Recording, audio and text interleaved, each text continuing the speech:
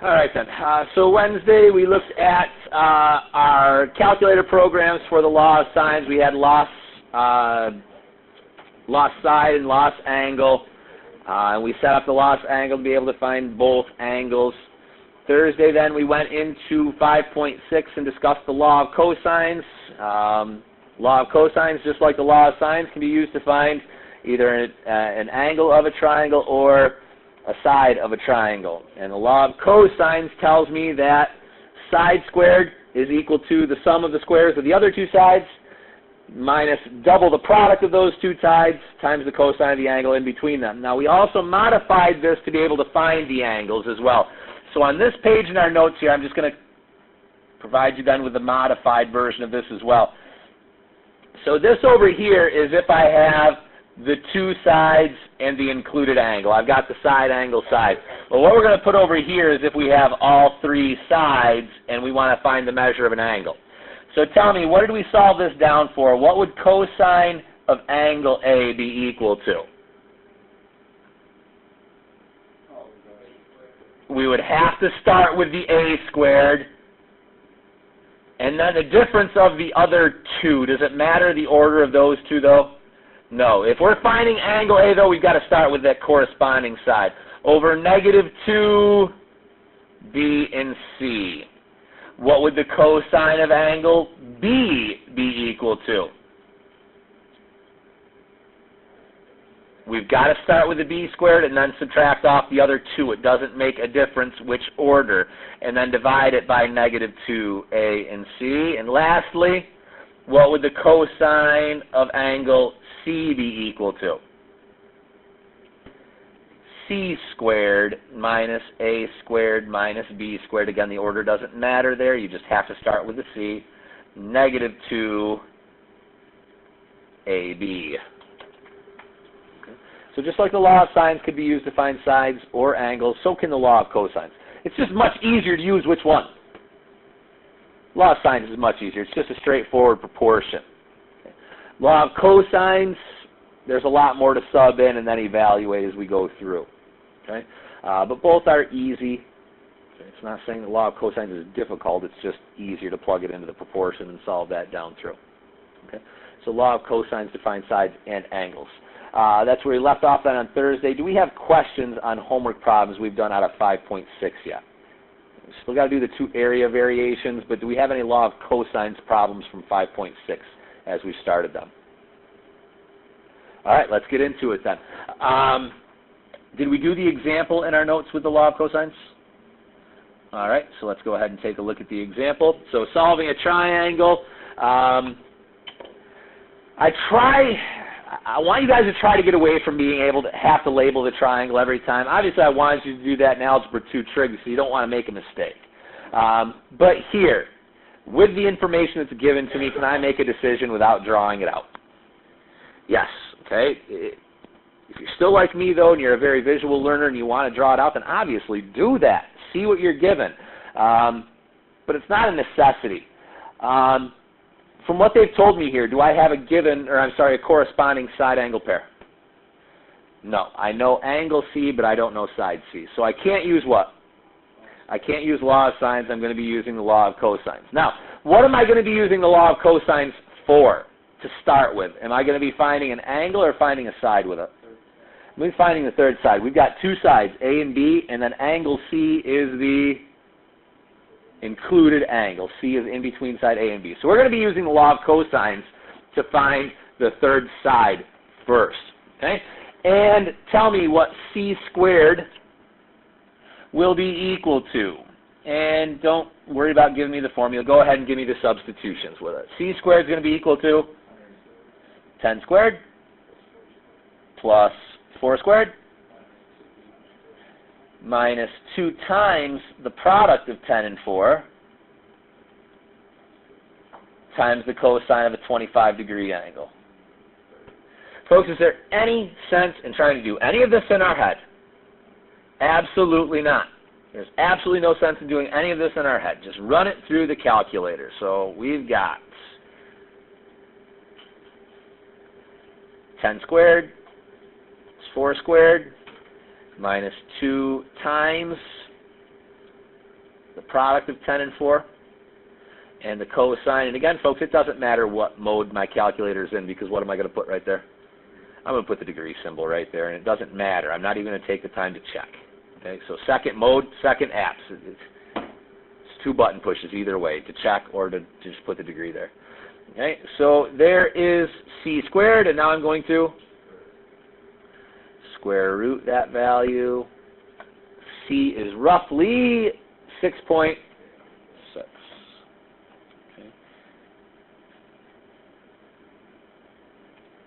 But folks, I need to find the rest of this triangle, so I'm not going to use that approximation. I'm going to store this as C.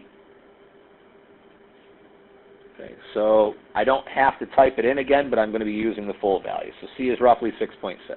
Okay, so side A we know was 10.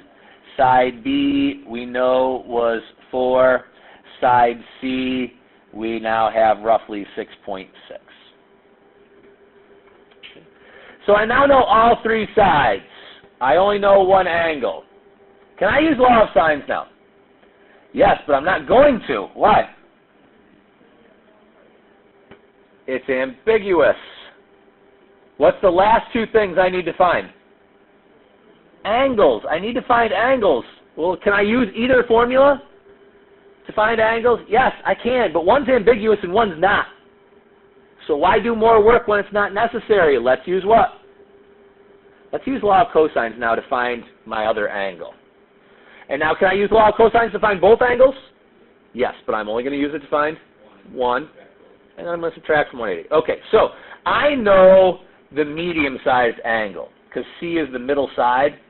So let's find the largest angle. Let's use the law of cosines to find the largest angle. And what angle would that be? A.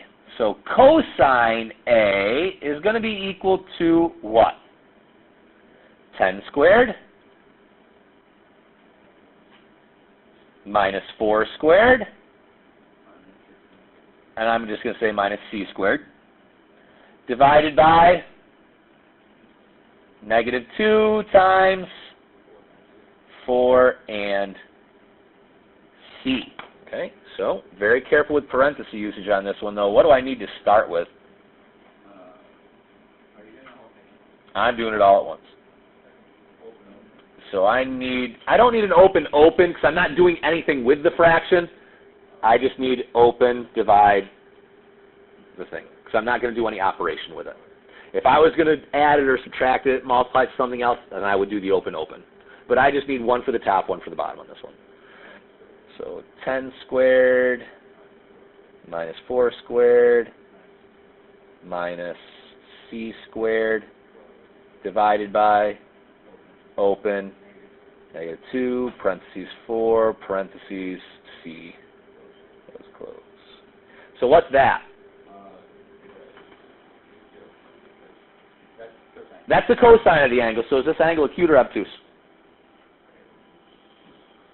Obtuse. Why is it obtuse?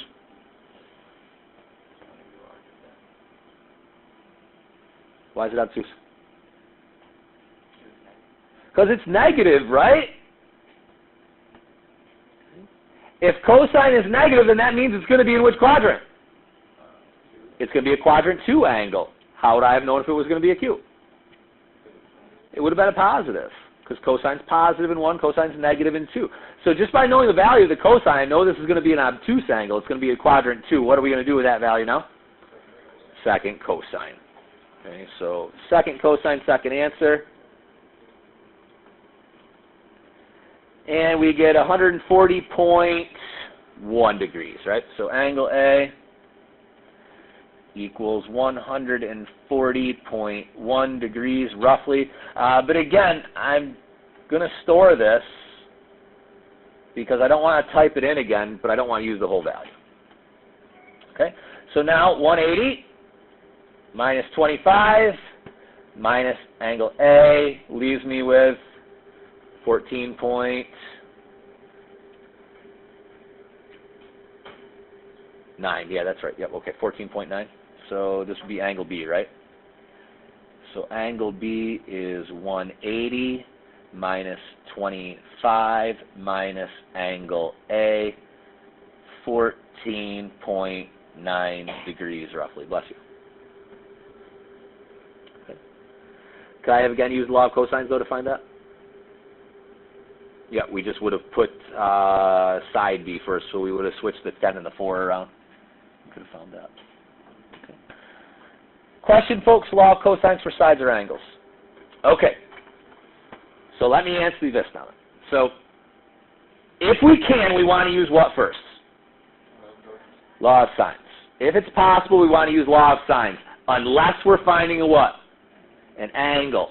If we have the option when we're finding an angle, which one are we going to use? Because it's not ambiguous. It's very direct. I knew that one was going to be an obtuse angle. If it was positive, it would be acute. Okay, we're only going to use law of sines for an angle if we have to. Okay, but if we don't have to, we're going to use the law of cosines to find angles. Okay. Are there times where we're going to have to? Yes, there's times when we're going to have to. But if we have the choice, we should use the law of cosines to find an angle. Questions on that? Okay, let's keep moving along here. Area of a triangle. You guys all remember this formula from last year, 1/2 BC sine A. But do you remember how we derived it? Well, it's quite simple. If we have this triangle, triangle ABC,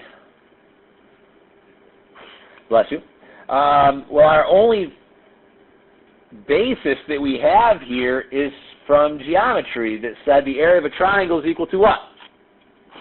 Bless you. 1/2 the base times the height.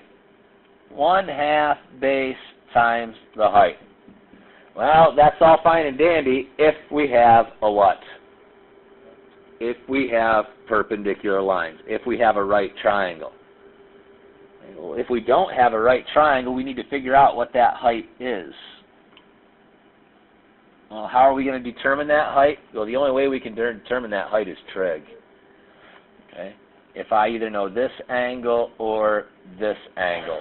Okay? Well, that altitude that I just dropped down there, and we'll call that BD, forms a what? Right angle down there. So we've got either two right triangles. It doesn't make a difference. We can look at either one of these. Okay?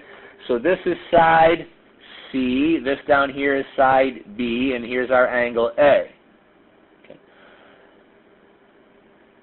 Well, the sine of angle A we can determine. Okay, we can figure out what the sine of angle A would be. This is, we're going to call it our height. Okay. And if we looked over here at angle A, the sine of angle A is equal to the side opposite, which is my height, divided by the hypotenuse, which would be C. So H, the height, would be equal to C sine A. And what is the base of this triangle? Side B. So our area would be equal to 1/2. My base is side B, and my height is C sine A.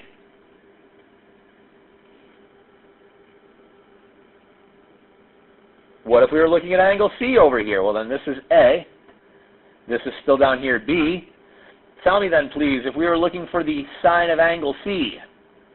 Well, the sine of angle C would be my height divided by A.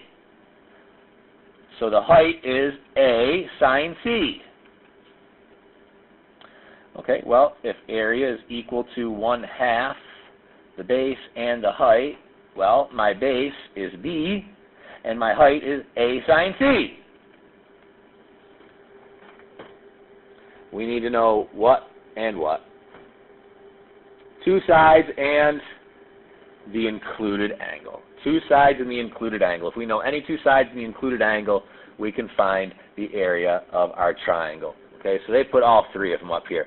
The area, which we don't use, is A. We use K.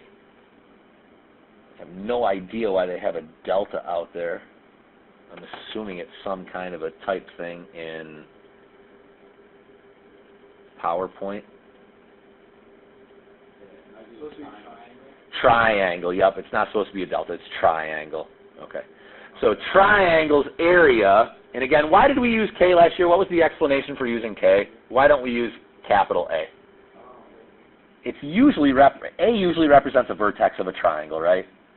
Where rarely do we use K's. So we let K represent the area.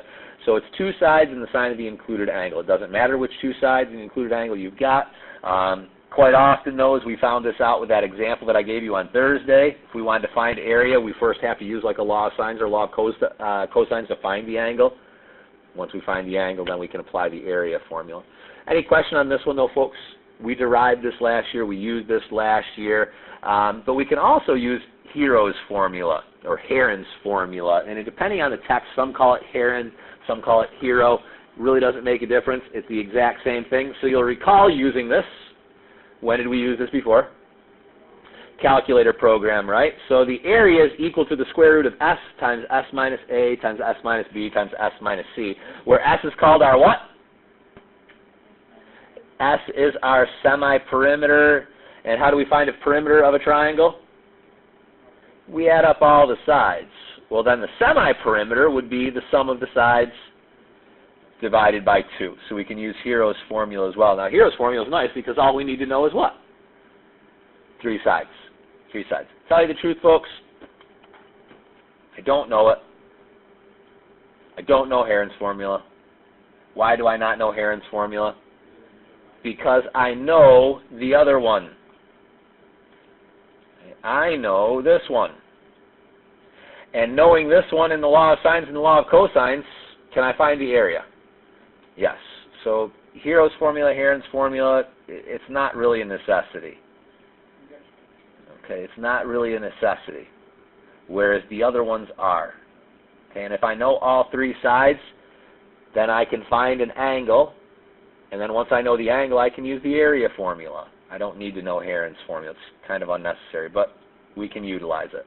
Okay, so we're going to do this, and then we're going to run it through our calculator just to verify to make sure that we did it right. But if I'm going to use Heron's formula, the first thing I need to compute is my semi-perimeter. Well, that would be 10 plus 12 plus 14 divided by 2. Okay, well, 14 and 12 is 26, and 10 is 36. Half of that is 18. So we have a semi-perimeter of 18. And Heron's formula tells me that my area is equal to the square root of the semi-perimeter times the semi-perimeter minus each side. So 18 minus 14 would be 4. 18 minus 12 would be 6. And 18 minus 10 would be 8. Okay. So if we find the product of all of these then, 6 and 4 is 24. 8 24s, well, 8 25s would be 200. So 8 24s is 192. 192. 192 times 18?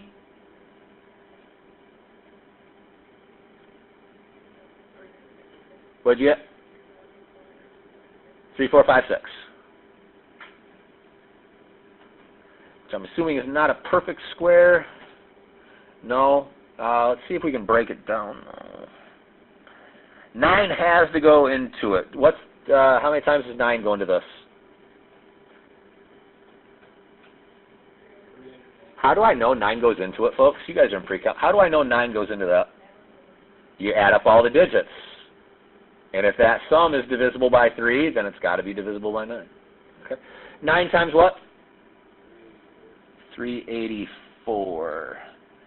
12, 15. 9's going to go into that as well.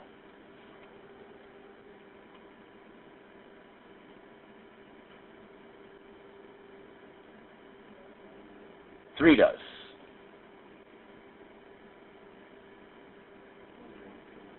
$128, so 3 and 128. That's 64 and 2, right? Okay, so what will 9 come out as? A 3. What will 64 come out as? An 8. 3 times 8 is 24, but what 2 factors stayed under the radical? The 3 and the 2, which is a 6. So radical 3, 4, 5, 6 comes out as 24 radical 6. So our area is 24 radical 6. Okay. Use Heron's formula. So go into your calculator and use Heron's formula. Now you're going to get a decimal, so I need you to take 24 radical 6 and verify that it's the same thing. Yes, same thing. All right, let's use our formula. So, again, folks, Hero's formula is neither here nor there for me. I've got a triangle with 3 sides, and I need to find its area. So what's the first thing I'm going to do?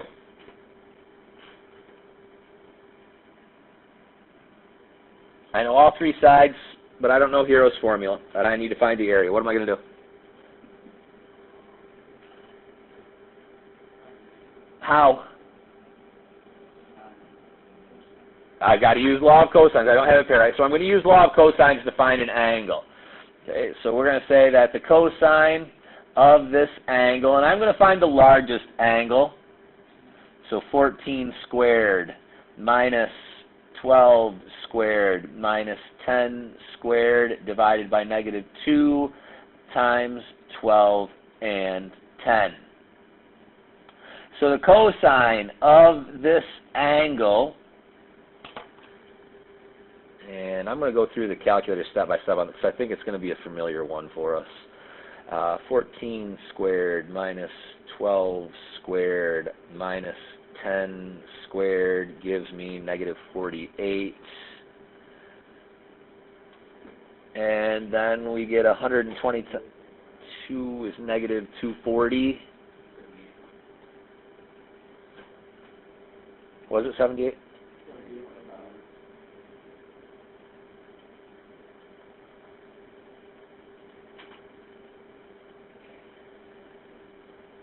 One-fifth. Okay, so now let's second cosine. Yep, okay, we're good. Second cosine, second answer. And let's store this. Doesn't matter. We'll call this angle A.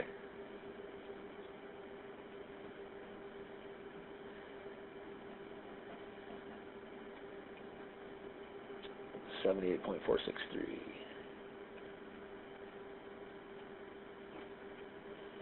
Okay, so now I know the largest angle. Now can I use the area formula? Yes, now we can use the area formula. So my area formula says that my area is going to be equal to 1/2. This is the largest angle. The largest angle will be in between which 2 sides? The smaller 2, right? So 10 and 12. Times the sine of the angle that we found. Okay, well, let's do this, because I want to try to get that exact 24 radical 6. I want to try and get that exact 24 radical 6. So half of 12 is 6 times 10 is 60. Okay, so I know here for this angle that its cosine was 1/5, right? So how do I find the other side? Okay, so what's 5 squared? 25 minus 1 squared is going to be 24. Well, 24 is going to become what radical what? What's radical 24 going to break to? 2 radical 6. So this side is 2 radical 6. Okay? So tell me then, please, what is the sine of our angle here? So 2 radical 6 over 5 is the sine of that angle. How many times does 5 go into 60? 12 times. 12 times 2 is radical 6.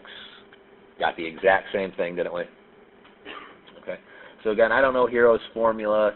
I can't remember if that initial S is in front of the radical or under the radical. Obviously, we were talking about today. I remember that it's under the radical. But if you ask me in a month to use Hero's formula, I'm going to forget it. Why? I know these formulas. I'm going to come back to these ones. Okay. And when I ask you on a test to find the area, does it matter which one you use? Absolutely not. Okay. So if you want to memorize Hero's formula and use that as another alternate, absolutely. Go ahead. I'm always going to come back to this one. I might have to use law of cosines first to find one of the angles, but then I'll come into this one. Questions there, folks? Very good. I do want to show you the proof to Hero's formula. It's in your textbook. So we're just going to walk through this together.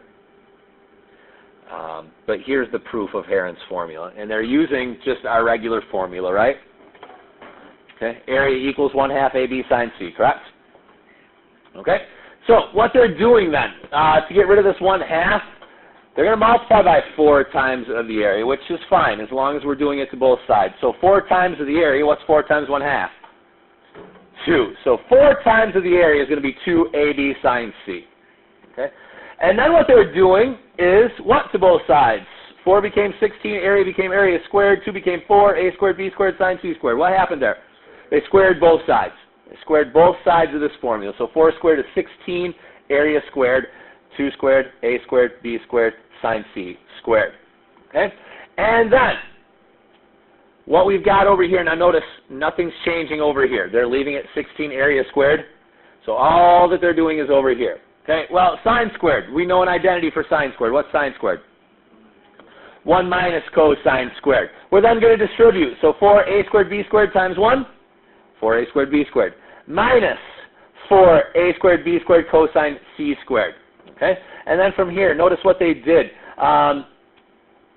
4 and 2a squared a, b squared and b, cosine squared.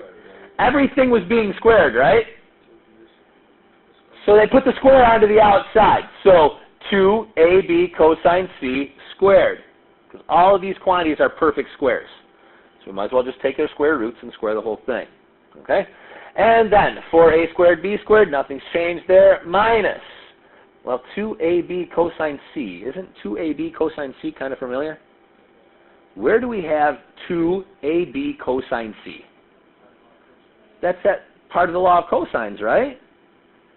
Okay, well, then that's equal to a squared plus b squared minus c squared. Law of cosines right here. So they made that substitution to get rid of the cosine. Okay, so a squared plus b squared minus c squared, and it's all still squared, right? Okay, so what we're doing now then is just expanding this out. We're doing the algebra behind all of this now. All the trig is gone now. Okay, all the trig is gone from this point, and now we're just doing the algebra from this. So from here basically down to here, you're looking at all the algebra of what's going on here. We've got to square this. We're going to combine like terms, simplifying things out, whatever we need to do. And we get it down to this right here. Well, what do you notice about all three of these factors? We can factor 2's from everything, right? We can factor the 2's out. So there's a 2 here, a 2 here, a 2 here. What's 2 times 2 times 2 times 2? 16 times of s minus a, s minus b, s minus c. Well, if there's a 16 over here and a 16 over here, we can drop them. So the area squared is s times s minus a times s minus b times s minus c. Well, we don't want the area squared. We want the square root of that. So the square root of s minus a, s minus b, s minus c. So that's the proof of it. Simple enough. I mean, we can do it all. Okay. Simple enough. Okay. Questions with Heron's formula? Again, is it going to be a formula that I'm going to memorize? Never. Never. I know the trig area for the trig formula for the area. I'm never going to memorize Hero's formula. Okay. It's up to you if you want to. It's definitely a shortcut. It's definitely a shortcut. If you know all three sides, then bang, you can use Hero's formula and you can find it. I'm just not going to remember it. We did that. Okay. Questions on that? All right, what do we have left here? Do we have an example? No, that ends it for us, doesn't it? Okay, let me go into the text and let's see if we can find another problem like we had with the farmer's field the other day. What's your assignment? Do you have a set of thirds or do I have scattered ones for this?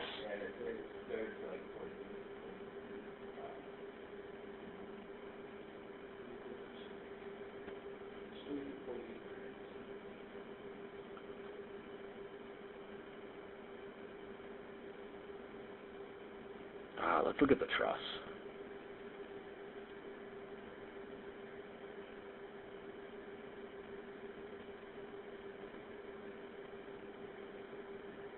usually always a question students come back with. So let's take a look at this one together. Manufacturer is designing the roof truss that is modeled in the figure shown below. Does everybody know what a roof truss is? Okay. Find the measure of CAE. If AF equals 12, find the length of DF, and then find the length of EF all together as well then. So we need to start by finding the measure of CAE. That's this angle right over here, which is also the same as that angle over there. Okay, so we need to find that angle. Now, we know the whole length is 36, right? We know the whole length is 36. So what is the distance from A to E?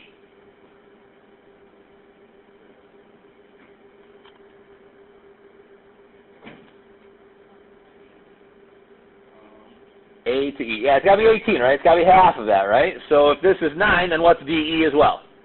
DE is 9. There's 9. There's 9. We're breaking that all up into basically fourths on this truss.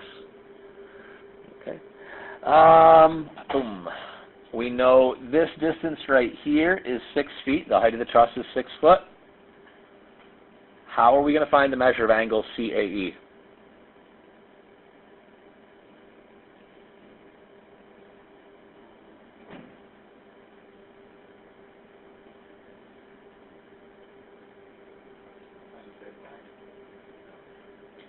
You can use a lot of signs. I wouldn't.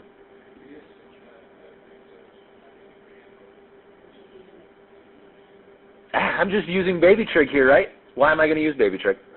We've got a right triangle here, folks. Okay. I know the distance from A to E is 18. I know the vertical height of the truss is 6, and I want to find that angle. So, Jared, you said it was what ratio? Because we know the opposite and the adjacent, right? And we know the opposite of the adjacent. So the tangent of angle CAE is going to be equal to my opposite over my adjacent. Well, 6 over 18 would reduce to 1/3. 1/3. Okay, so inverse tangent 1/3. Tell me the angle of CAE. Full value, please.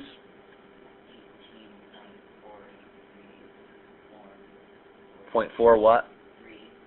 349 8488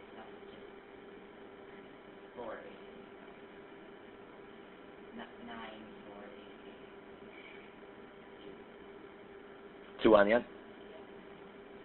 Okay. So that's our measure right there. So again, this one over here is the exact same thing. So now we know the measure of that angle. Okay. So now can I find the measure of this whole angle up here as well? Yes, I'm going to find part of it first. So here's our 90-degree angle. We've got that. So 90 plus that. Go ahead, 90 plus your answer. And then subtract that off of 180. What do you get? So we got roughly a 71 up here. Now double that, though, because that's only half of it. So what's this full angle up here? 143. Whatever. Another way we could have done that as well is could we have just doubled the angle that we originally found? Yeah, because it's an isosceles triangle. You double the original angle you found and subtract it off. You're going to get the exact same thing out of it. Okay, so we've got that. We now need to find AF. I'm sorry, DF. We know AF is 12.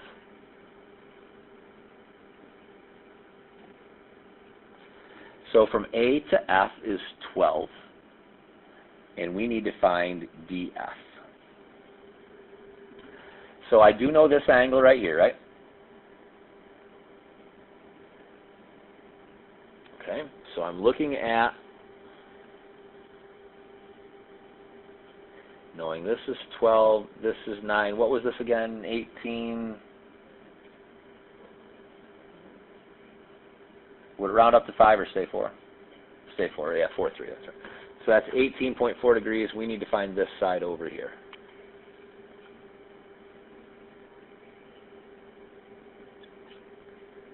How are we going to determine this one?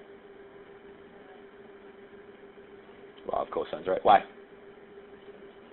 Two sides of the included angle. So, df is going to be the square root of 9 squared plus 12 squared minus 2 times of 9 and 12 times the cosine, and I would just use,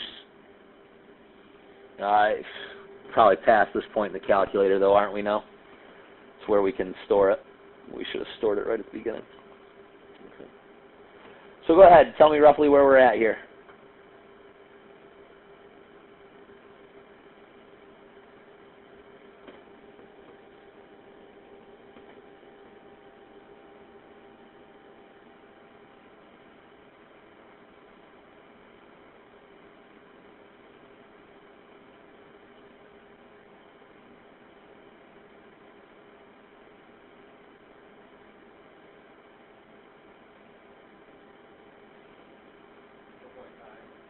Match up. Okay, 4.5. Okay, good. And so now we need to find the length of EF. Well, how are we going to find EF now? I know this right here is another what? I know that's another 9. I do now know that this side is 4.5. And we need to find this side over here.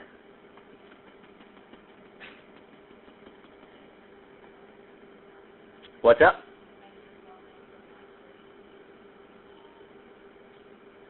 Would that be the best way?